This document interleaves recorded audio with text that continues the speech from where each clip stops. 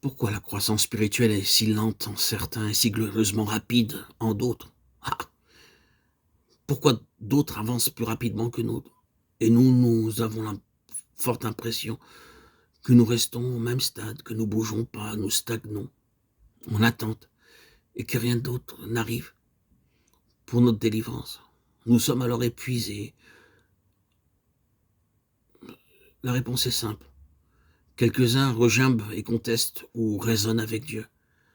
Ils utilisent leur propre volonté, leur propre force.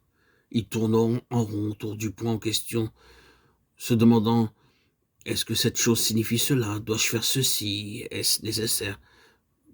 Puis-je, ai-je la permission de faire ceci ou cela? Ils oublient l'essentiel.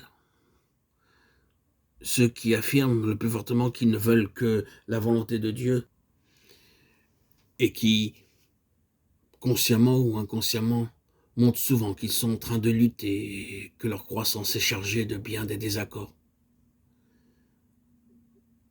D'autres, dans une belle sincérité et pureté d'esprit, cèdent immédiatement au Seigneur.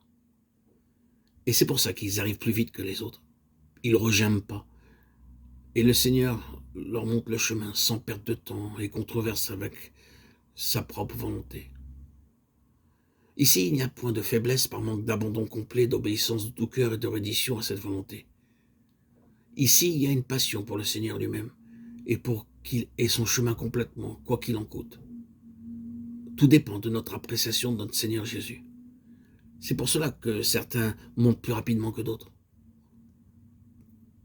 Quand nous percevons sa véritable valeur et voyons tout ce que le Seigneur est pour nous auprès du Père, et que par la foi, nous nous l'approprions, nous croissons tranquillement.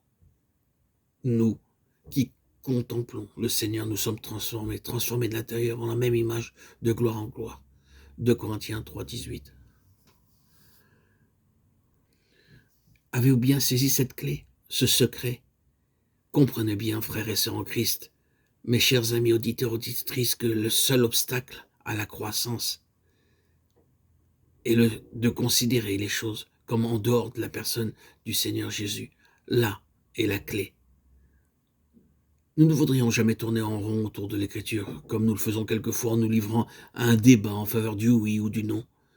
Si nous l'apprécions pleinement, si notre passion était telle que lui reçoive le plus de gloire possible, nous céderions instantanément afin que Christ obtienne plus de gloire. Comprenez bien cela, frères et sœurs. La difficulté n'est-elle pas souvent dans notre considération des aspects de la vie chrétienne comme étant des choses en elles-mêmes? Une juste appréciation du Seigneur Jésus se débarrasse de toute la tension de la croissance spirituelle. Christ est par-dessus tout glorifié. Là où Christ est par-dessus tout dans le cœur, la croissance est liée au bien-aimé. Et la croissance est la conséquence d'être occupé de lui en donnant au Seigneur Jésus sa place en toutes choses. Lui, le premier, est tout et en tout.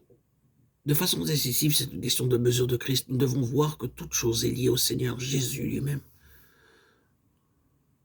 Tout est une question de connaître le Seigneur dans nos cœurs. Alors le Seigneur a la vie libre en nous et à travers nous. Soyez donc centrés sur lui et découvrez qu'il est lui-même tout. L'évangile de Dieu est que nous sommes sauvés pour être rendus conformes à l'image de son Fils, pour parvenir à la plénitude de la mesure de Christ, à l'état d'homme fait à la mesure de la stature de la plénitude de Christ. Éphésiens 4, 13. Saisissez cette clé qui ouvre toutes les portes.